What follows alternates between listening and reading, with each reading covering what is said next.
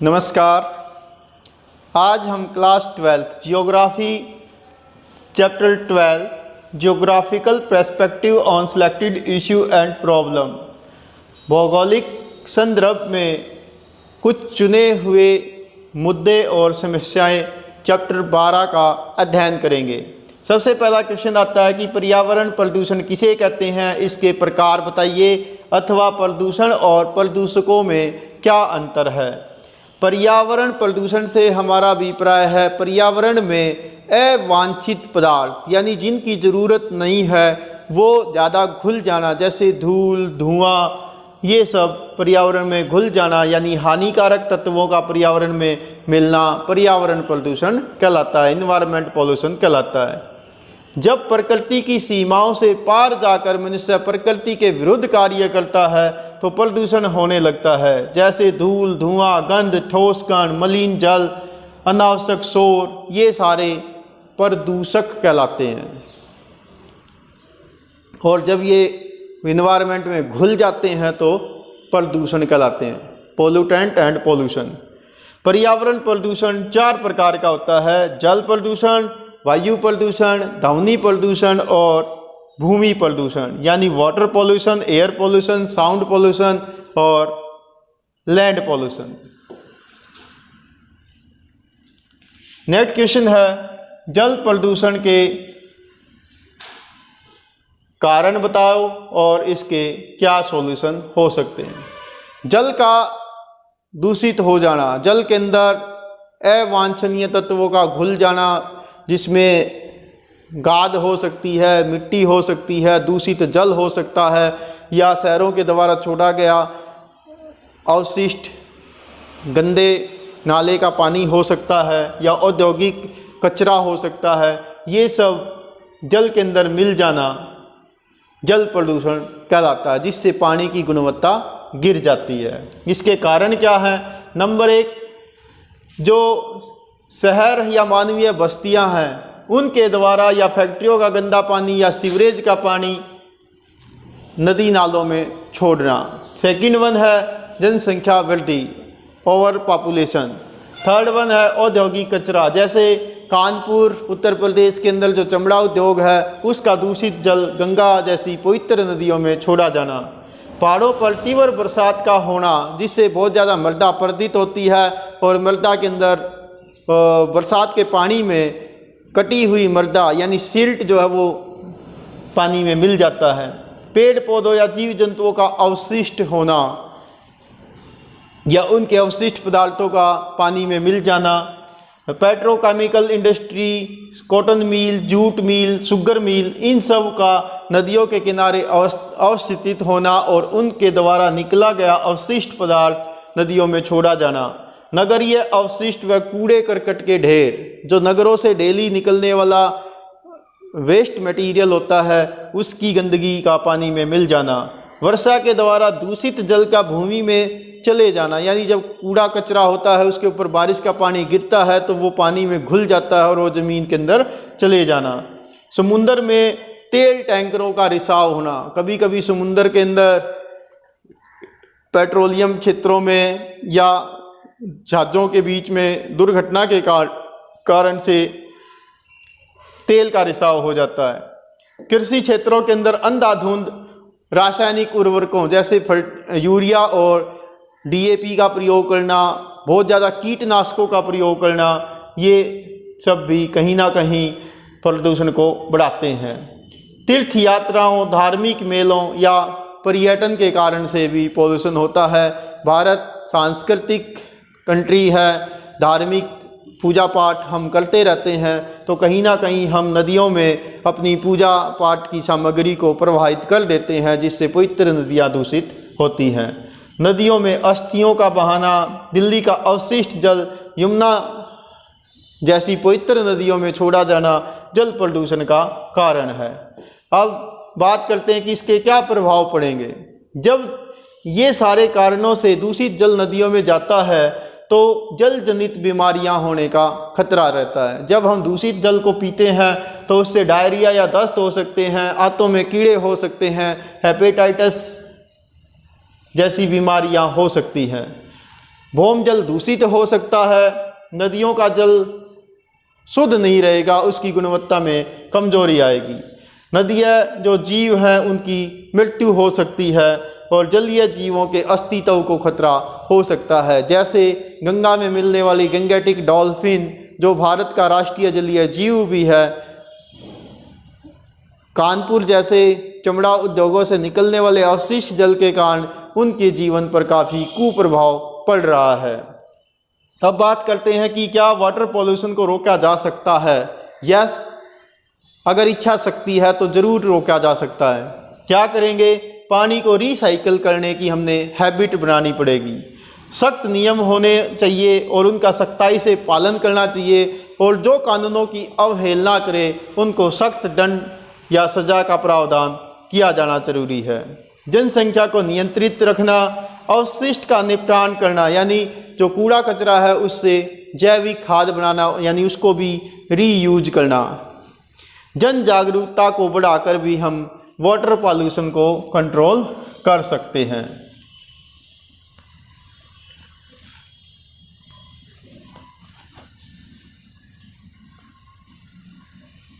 Next ऐसा ही question है कि वायु प्रदूषण क्या है।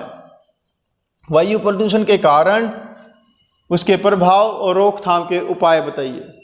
वायु के अंदर धूल, धुआं, बदबू का मिल जाना, यानी अवांछनीय पदार्थों का वायु में मिल जाना, जिससे वायु की गुणवत्ता गिर जाती है, एयर पोल्यूशन कहलाता है। कारण क्या है? फैक्ट्री और परिवहन के साधनों के द्वारा निकला जाने वाला धुआं, यानी कार्बन डाइऑक्साइड का वायु में घुलना, अत्यधिक जनसंख्या होना, वृक्षों की अंधाधुंध कटाई करना, ईंट के भट्टे जो लगातार धुआं छोड़ते रहते हैं, धूल भरी आंधियों का आना, कहीं कहीं पर नेचुरल कारणों से भी वायु पोल्यूशन होता है, जैसे धूल भरी आंधियों का आना, ज्वालामुखी विस्फोट का होना, जंगल में आग लगना, नगरीय अवशिष्ट या कूड़े कचरे की बदबू का वायु में घुल जाना, खेतों के अंदर डाले जाने वाले कीटनाशकों व उर्वरकों का छिड़काव भी वायु को पोल्यूटेड करता है, बैक्टीरिया या वायरस का होना, जीवाश्म ईंधन जिसे फॉसिल फ्यूल्स कहते हैं, जैसे कोयला, पेट्रोल, डीजल, एलपीजी, सीएनजी, इन सब का जलाया जाना,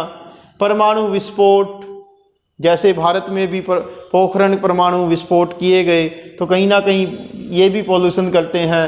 रासायनिक प्रक्रिया यानी केमिकल रिएक्शन होना, खनन कार्य, माइनिंग का कार्य करना, इनसे भी पोल्यूशन होता है। अब बात आती है कि इनका क्या प्रभाव पड़ेगा। वायु पोल्यूशन का सबसे ज़्यादा प्रभाव श्वसन तंत्र पर पड़ता है, यानी सांस लेने से संबंधित बीमारियों का होना, जैसे दमा, सांस के रोग, चर्म रोग, एलर्जी का होना। वायु का दूषित होना, यानी वायु की गुणवत्ता गिर जाएगी। धूमर कोहरा छाना, विंटर सीजन के अंदर जब कोहरे में धुआं मिल जाता है तो स्मोग फैल जाता है, यानी धुआं और धुंध दोनों मिक्स हो जाती हैं। वैश्विक तापमान का बढ़ना, ग्लोबल वार्मिंग इससे बढ़ती है। एसिड रेन या अम्ल वर्षा का होना, जब वातावरण में बहुत सारा पोल्यूशन होता है और बारिश होती है तो वो सारा धुआं रेन वाटर के साथ मिलकर नीचे आता है, जिसे हम अम्लीय वर्षा कहते हैं। पृथ्वी पर ग्रीन हाउस इफेक्ट का बढ़ना, यानी वायु में जब पोल्यूटेंट अधिक होंगे तो वायु के द्वारा छोड़ी जाने वाली दीर्घ तरंगों के रूप में गर्मी इन्वायरमेंट में नहीं जा पाएगी और पृथ्वी का जो औसत तापमान है वो बढ़ता जाएगा, जिससे ग्लोबल वार्मिंग होगी। अब बात आती है कि हम एयर पोल्यूशन को कैसे रोक सकते हैं। सबसे पहले हमने क्या करना पड़ेगा कि जो नियम है उनको सख्ताई से लागू करना पड़ेगा। सख्त नियम होने चाहिए, जो उनकी अवमानना करे यानी नियमों को ना पालन करे उसको सख्त सज़ा का प्रावधान होना चाहिए। जनसंख्या को नियंत्रित करना चाहिए, लोगों को मोटिवेट करना चाहिए, हमें ज़्यादा से ज़्यादा पेड़ लगाने चाहिए, सार्वजनिक वाहनों का प्रयोग अधिक से अधिक करना चाहिए। प्रकृति की सीमाओं में रहकर हमें सतत पोषणीय विकास को बढ़ावा देना चाहिए। वाहनों को नियमित जांच कराते रहना चाहिए और जो पोल्यूशन से संबंधित नियम उनका सख्ती से पालन करना चाहिए। जीवाश्म ईंधन यानी फॉसिल फ्यूल्स की बजाय हमें जल विद्युत का प्रयोग करना चाहिए जो पोल्यूशन नहीं करती है। सौर ऊर्जा का प्रयोग करना चाहिए, पवन ऊर्जा का प्रयोग हम कर सकते हैं। नगरीय अवशिष्ट को अच्छे ढंग से निपटाना और उसको जैविक खाद में कन्वर्ट कर भी हम एयर पोल्यूशन को रोक सकते हैं। नेक्स्ट ऐसा ही क्वेश्चन आता है कि ध्वनि प्रदूषण क्या है। साउंड पोल्यूशन क्या है, इसके कारण क्या हैं, इसके प्रभाव क्या हैं और इसकी रोकथाम के उपाय क्या हैं। अवांछनीय शोर, जो कानों को अप्रिय लगती है ध्वनि, ऐसी ध्वनि प्रदूषण कहलाता है। जल, मृदा और वायु से यह थोड़ी सी भिन्न होती है क्योंकि इसका प्रभाव तुरंत होता है और स्थायी होता है। ध्वनि प्रदूषण को हम डेसिबल में मापते हैं, डीबी इसको बोला जाता है। डेसिबल को मापने का यंत्र साउंड मीटर कहलाता है। 0 से 25 डेसिबल की ध्वनि खामोशी कहलाती है, 65 डेसिबल तक शांत होता है, 65 से 75 साधारण आवाज़ होती है, 75 से ऊपर शोर कहलाता है, 90 से 120 डेसिबल है तो वो स्वास्थ्य के लिए संकट होता है। 120 से 190 डेसिबल की ध्वनि हम सब के लिए असहनीय होती है। और WHO वर्ल्ड हेल्थ ऑर्गेनाइजेशन, विश्व स्वास्थ्य संगठन कहता है कि 45 डेसिबल की ध्वनि मानव जीवन के स्वास्थ्य के अनुकूल मानी जाती है, जो उसके लिए सुरक्षित है। साधारणतः जो मनुष्य के कान है वो 20 से लेकर 20,000 कंपन प्रति सेकंड की ध्वनि सुन सकते हैं। अब बात आती है कि जो ध्वनि पोल्यूशन है, साउंड पोल्यूशन है, उसके क्या कारण हैं। फैक्ट्रियां हैं, परिवहन के साधन हैं, इनका शोर, वायुयान और सुपरसोनिक विमान यानी जो फाइटर प्लेन होते हैं उनका शोर, डायनामाइट विस्फोट यानी कहीं कहीं पर हम माइनिंग करते हैं तो बारूद से पहाड़ों को खाड़ते हैं तो उसका शोर, युद्धाभ्यास, युद्ध की प्रैक्टिस करना, लाउड स्पीकर, वो इलेक्शन के दौरान भी हो सकते हैं या अन्य किसी कारण से भी लाउड स्पीकरों का बजाया जाना, ज्वालामुखी विस्फोट, बिजली का कड़कना, बादलों की बिजली की बादलों की गर्जना, डीजे, रेडियो, टेलीविज़न का तीव्र साउंड में बजाना, परमाणु विस्फोट, तीज त्योहारों पर या अन्य किसी ओकेजन पर आतिशबाजी करना, माइनिंग का कार्य, इन सब से अप्रिय ध्वनि उत्पन्न होती है। इसके प्रभाव क्या होंगे। कान का पर्दा फट सकता है, चिड़चिड़ापन हो सकता है, साथ ही साथ सिर दर्द हो सकता है, तनाव हो सकता है, क्रोध होगा। इसके अलावा हाई बीपी की प्रॉब्लम हो सकती है, शरीर थकान महसूस करेगा, अनिद्रा की प्रॉब्लम होगी यानी नींद नहीं आएगी। अब इसके उपाय क्या कर सकते हैं। वही है कि सख्त नियम लागू करो और उनको सख्ताई से लागू कराना पड़ेगा। जो ना माने उनको सख्त सजा देना, लोगों को जागरूक करना, सार्वजनिक वाहनों का प्रयोग करना, इसके अलावा वाहनों की नियमित जांच कराना, वाहनों में अच्छे साइलेंसर की व्यवस्था रखना, इसके अलावा धार्मिक अवसरों, शादी आदि पर नियंत्रित आवाज़ में मनोरंजन करना यानी डीजे का साउंड कंट्रोल रखना, प्रेशर के हॉर्न पर रोक लगाना, इसके अलावा सड़कों के किनारे पर ज़्यादा से ज़्यादा पेड़ लगाना। ज़्यादा पेड़ होंगे तो उनसे साउंड जो है कंट्रोल होगी। तो इस प्रकार से हम ध्वनि प्रदूषण को रोक सकते हैं। ऐसा ही नेक्स्ट क्वेश्चन आता है कि नगरीय अपशिष्ट निपटान की समस्या पर निबंध लिखिए।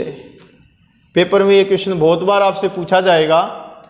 दिल्ली जैसे शहरों के अंदर तो ये बिग प्रॉब्लम है नगरीय अपशिष्ट निपटान। तो नगरीय क्षेत्रों से जहाँ अत्यधिक जनसंख्या रहती है, जैसे दिल्ली, मुंबई, चेन्नई, कोलकाता, कानपुर, बेंगलोर, हैदराबाद, ये जो बड़े शहर हैं इनके अंदर बहुत ज़्यादा जनसंख्या रहती है। जहाँ बढ़ती जनसंख्या के कारण आमतौर पर साफ सफाई की व्यवस्था रखना एक कठिन कार्य हो जाता है। जहाँ जगह जगह गंदगी के ढेर होते हैं, वायु प्रदूषित होती रहती है, उस नगरीय अपशिष्ट को निपटाना वहाँ की सरकारों के लिए, वहाँ की जो प्रशासनिक इकाइयाँ होती हैं उनके लिए एक बिग प्रॉब्लम हो जाती है। जैसे आप यदि दिल्ली विजिट करें तो दिल्ली में करनाल बाईपास के पास आप कूड़े का ढेर का पहाड़ देख सकते हैं। हालांकि उससे जैविक खाद बनाया जाता है, लेकिन जिस मात्रा में हम जैविक खाद कन्वर्ट करते हैं उससे कहीं ज़्यादा मात्रा में डेली वहाँ अपशिष्ट पहुँच रहा है। और दिल्ली का जो घरेलू औद्योगिक अपशिष्ट है, खासकर जो सीवरेज का पानी है, वो यमुना जैसी पवित्र नदियों में डाल दिया जाता है, जिससे यमुना जैसी पवित्र नदियों का पानी दूषित हो रहा है। इसके साथ साथ ठोस कचरे में प्लास्टिक का सामान, पॉलीथीन की थैलियाँ, रद्दी कागज़, पुराना फर्नीचर, CD, DVD, ये सब शामिल रहती हैं। गीले कचरे में दैनिक जीवन में प्रयोग करने के बाद जो साग सब्जियों का बचे हुए छिलके होते हैं, ये सब शामिल हैं। तो इनके कुछ दुष्प्रभाव हमारे ऊपर पड़ते हैं। क्या होता है कि जहाँ अवशिष्ट का ढेर लग जाता है वहाँ से गंदी बदबू काफ़ी दूर तक फैलती रहती है। इस गंदगी के ढेर पर मक्खी, मच्छर, चूहे, सूअर, कुत्ते, इन सब की शरण स्थली ये बन जाता है। यहाँ से उत्पन्न गंदी बदबू जीवन शैली को जोखिम में डालती रहती है। यहाँ पर इस एरिया में टाइफाइड यानी मियादी बुखार, गलघोटू जिसे डिप्थीरिया कहते हैं, दस्त यानी डायरिया, हैजा जैसी बीमारियाँ फैल सकती हैं। भौम जल भी इससे दूषित होता है, क्योंकि कूड़े कचरे के साथ जब बरसात का पानी गिरता है तो वो भूमि में दूषित कणों को ले जाता है। अब इसके निपटान के लिए क्या करें? नंबर 1, जनता को कचरे को फेंकने से पहले गीला कचरा और सूखा कचरा छांट लेना चाहिए। यानी कुछ वस्तुएं ऐसी हैं जिनको हम रिसाइकल कर सकते हैं, कबाड़ी को बेच सकते हैं, तो वो हमने छांट लेना चाहिए। पुनः चक्रण को हम बढ़ावा दे सकते हैं, यानी 3R को बढ़ावा दे सकते हैं। रिसाइकल करें, रिड्यूस करें, रीयूज करें। कचरे से ताप विद्युत बनाई जा सकती है, इस पर रिसर्च हो सकता है। जैविक खाद बना सकते हैं। लोगों को जागरूक करके भी हम अवशिष्ट से निपटारा पा सकते हैं।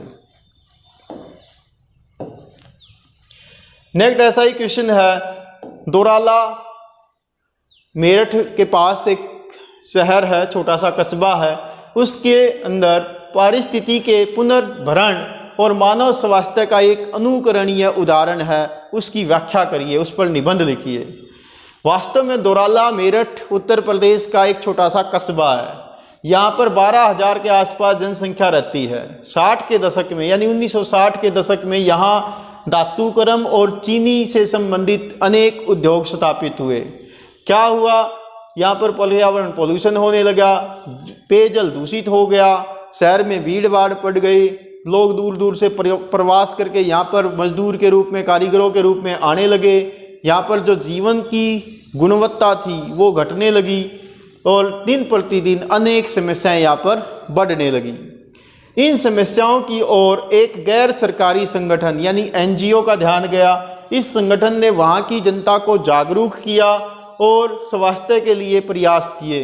इस संगठन ने अनेक शक्तिशाली कमेंट्स रखे, तर्क रखे लोगों के सामने और प्रमाणिक अध्ययन पेश किया कि किस प्रकार से उद्योगों के कारण से इस एरिया का पॉल्यूशन बढ़ गया है। उन्होंने उद्योगों के मालिकों को, सरकारी संगठनों को, वहाँ के जिला प्रशासन को और अन्य पर्यावरण की सुरक्षा करने वाले लोगों का ध्यान आकर्षित किया। जनता धीरे धीरे जागरूक हुई। इस क्षेत्र में वहाँ की जो जिला प्रशासन है और जो संगठन है, NGO है, उन्होंने मिलकर अवशिष्ट पानी को पाइपलाइन के द्वारा लगभग 1 किलोमीटर दूर यानी 900 मीटर दूर एक तालाब में एकत्रित किया। उस पानी को रीयूज किया गया, रिसाइकल किया गया और समय समय पर उस तालाब की गाद को साफ किया जाने लगा। जगह जगह पर रेन वाटर हार्वेस्टिंग के लिए स्ट्रक्चर बनाए गए और इससे जल प्रदूषण के संदूषण में कमी आई। बाद में क्या होता है कि 1000 से ज़्यादा पेड़ यहाँ पर लगाए गए और इन प्रयासों से दोराला जो कस्बा है वहाँ के 12,000 लोगों को नया जीवन मिला और दोराला जो है अन्य देश प्रदेश के कस्बों के लिए, शहरों के लिए, लोगों के लिए एक उन्नत उदाहरण बन गया कि जिस प्रकार से दोराला ने अपने पर्यावरण प्रदूषण की समस्या को सोल्व किया, तो हम अन्य शहरों के अंदर भी इस प्रकार से प्रयास करके पर्यावरण पॉल्यूशन को कंट्रोल कर सकते हैं।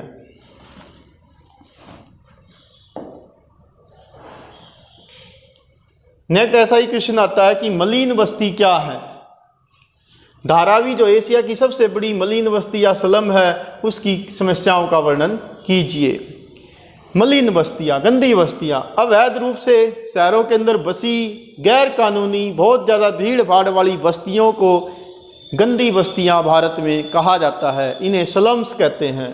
धारावी जो मुंबई के पास एशिया की सबसे बड़ी मलिन बस्ती है, यहाँ पर आप अंदाज़ा लगा सकते हैं कि 1440 व्यक्तियों पर एक सार्वजनिक शौचालय है। यह वास्तव में सागर का एक हिस्सा था जिस पर कूड़ा कचरा डालकर ये जगह भर दी गई और यहाँ एक एक कमरे में 10-12 लोग सामान्य रूप से रहते हैं। धारावी में कोई भी वृक्ष नहीं है, वृक्षों की छाया यहाँ नहीं है। हालांकि मुंबई के अंदर जो धनी लोग हैं उनके घरों में काम आने वाली अधिकांश वस्तुएं इसी धारावी में बनती हैं। वहाँ पर सुंदर मूल्यवान उपयोगी वस्तु बनाई जाती हैं, जैसे मिट्टी के बर्तन, जरी का काम, आभूषण, लकड़ी की पिचीकारी, फर्नीचर, ये सब धारावी के लोग बनाते हैं। ये इसका सकारात्मक पक्ष भी है, लेकिन यहाँ पर अनेक समस्याएं हैं, यानी धारावी की अनेक प्रॉब्लम्स हैं। जैसे यहाँ खाली पड़ी ज़मीन जो व्यक्तिगत भी हो सकती है, सरकारी भी हो सकती है, उस पर अवैध कब्जा हो जाता है। ये पहली प्रॉब्लम है। सेकंड क्या है, इसमें ज़मीन का मालिक भूस्वामी नहीं होता, बल्कि ज़मीन पर उनका गैर कानूनी कब्जा होता है। यानी जो लोग वहाँ पर रह रहे हैं वो अवैध रूप से उस ज़मीन को कब्जा लेते हैं। इन बस्तियों में आवासीय दशाएं बहुत ही निम्न स्तर की होती हैं। गलियाँ तंग होती हैं, मकान कच्चे और छोटे होते हैं, मकानों में शुद्ध हवा, पानी, शौचालय की कमी होती है। यहाँ पर बहुत ज़्यादा भीड़ भाड़ होती है, अधिकतर लोग निम्न आय के होते हैं। मकानों की हालात बड़े ही जीर्ण शीर्ण होते हैं। गरीबी, अपराध, शराब, नशीली दवाओं के धंधे, गुंडागर्दी, ये यहाँ की सामान्य असामाजिक समस्याएं हैं। यहाँ अधिकतर निवासी प्रवासी जनसंख्या होती है और इनको भारत में अनाधिकृत बस्ती, अवैध बस्ती, मलिन बस्ती, गंदी बस्ती, झुग्गी झोपड़ी या स्लम कहते हैं। ये इसके अन्य नाम हैं भारत में। इसी प्रकार की गंदी बस्तियों को वेनेजुएला, दक्षिण अमेरिका में रांचोज कहते हैं, ब्राज़ील में फेवेलोज कहते हैं, म्यांमार में कैवेंटीज कहते हैं और किसी किसी स्थान पर इसको सेंटी टाउन कहा जाता है। तो ये भी आपके लिए एक एक अंक का क्वेश्चन कभी कभी पूछ लिया जाता है कि वेनेजुएला में गंदी बस्तियों को क्या कहते हैं। रांचोज कहेंगे, ब्राज़ील में फेवेलोज कहेंगे, म्यांमार में कैवेटीज़ कहेंगे और कई अन्य शहरों में इसे सेंटी टाउन कहते हैं। तो ये था गंदी बस्तियों से रिलेटेड आपका क्वेश्चन।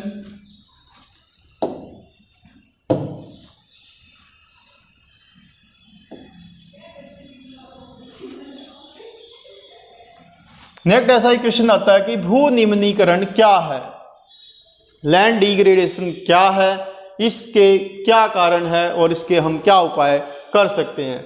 भूमि की उत्पादन अक्षमता का गिर जाना यानी फर्टिलिटी का, जमीन की गिर जाना भू निम्नीकरण कहलाता है। इस समय भारत में 13 करोड़ हेक्टेयर भूमि, जिसका 56% हिस्सा पानी द्वारा अपरदित है, निम्नीकृत है, यानी उसकी उर्वरा शक्ति कम हो रही है। कारण क्या है भू निम्नीकरण के? नंबर 1, वनों की कटाई करना, बहुत अधिक पशुओं को चराया जाना। पशुओं के जो खुर होते हैं वो मिट्टी को अपरदित कर देते हैं, वो बारिश के द्वारा या हवा के द्वारा कट जाती है या उड़ जाती है। माइनिंग होना, अति सिंचाई, बहुत ज़्यादा पानी देने से ज़मीन का जो साल्ट है वो ऊपर की परतों में आ जाता है। अत्यधिक उर्वरकों का प्रयोग करना, बहुत ज़्यादा फर्टिलाइजर यूज करेंगे तो भी हमारी ज़मीन अपरदित हो जाती है। कीटनाशकों का आवश्यकता से ज़्यादा प्रयोग करना, तेज बरसात का होना या मृदा का अपरदित होने के कारण मृदा निम्नीकरण होती है।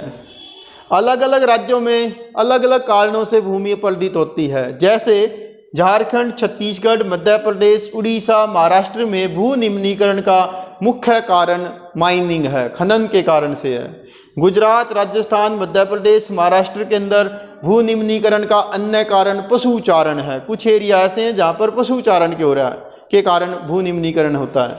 पंजाब, हरियाणा और पश्चिमी उत्तर प्रदेश में भू निम्नीकरण का मूल कारण ओवर इरिगेशन है, आवश्यकता से ज़्यादा खेतों में पानी देना है, सिंचाई करना है। जल भराव है, उर्वरक व कीटनाशकों का प्रयोग है। अब भू निम्नीकरण के क्या उपाय कर सकते हैं कि इसको कैसे रोका जाए? ज़्यादा से ज़्यादा हमने पेड़ लगाने होंगे, चरागाहों का प्रबंधन करना पड़ेगा, यानी पशुचारण को नियंत्रित करना होगा। जो डेजर्ट के एरिया हैं उनके आसपास यानी आउटसाइड में पेड़ पौधे लगाने पड़ेंगे, जिसको शेल्टर बेल्ट कहते हैं, यानी जो डेजर्ट से आने वाली हवाओं को डाइवर्ट कर दें, ऊपर की ओर उठा दें, ताकि रेत वहीं पर डिपॉजिट हो जाए। रेतीले टीलों पर कांटेदार झाड़ियाँ लगाना, यानी मिट्टी के अपरदन को रोकना। खनन को नियंत्रित करना, उर्वरकों के स्थान पर हरी जैविक खाद का प्रयोग करना। सिंचाई का प्रबंधन करना, यानी ड्रिप इरिगेशन, फुहारा सिंचाई करना, ताकि ज़्यादा गहरी सिंचाई ना हो, जिससे लवणता ऊपर की परतों में ना चढ़े। जल का शुद्धिकरण यानी रिसाइकल करना। इसके अलावा बंजर भूमि का प्रबंधन करना, यानी बंजर जो भूमि है उसके ऊपर वृक्षारोपण करना आदि कार्य किए जा सकते हैं। नेक्स्ट इस चैप्टर से संबंधित अभ्यास के प्रश्न है कि निम्नलिखित में से सर्वाधिक प्रदूषित नदी कौन सी है? ब्रह्मपुत्र, सतलुज, यमुना और गोदावरी। इनमें से यमुना सबसे प्रदूषित है। निम्न में से कौन सा रोग जलजन्य है, यानी जल के कारण होता है? नेत्र, श्रेमाला, शोध, अतिसार, सौर प्रदूषण, वायु प्रदूषण। तो अतिसार यानी दस्त हो सकता है दूषित जल से। निम्न में से कौन सा अम्ल वर्षा का कारण है? जल प्रदूषण, भूमि प्रदूषण, सौर प्रदूषण, वायु प्रदूषण। तो वायु प्रदूषण है। प्रतिकर्ष और अपकर्ष कारक किसके लिए उत्तरदायी हैं? प्रवास के लिए, भूनिम्नीकरण के लिए, गंदी बस्तियों के लिए, या वायु प्रदूषण के लिए? तो पुश फैक्टर और पुल फैक्टर प्रवास से संबंधित होते हैं।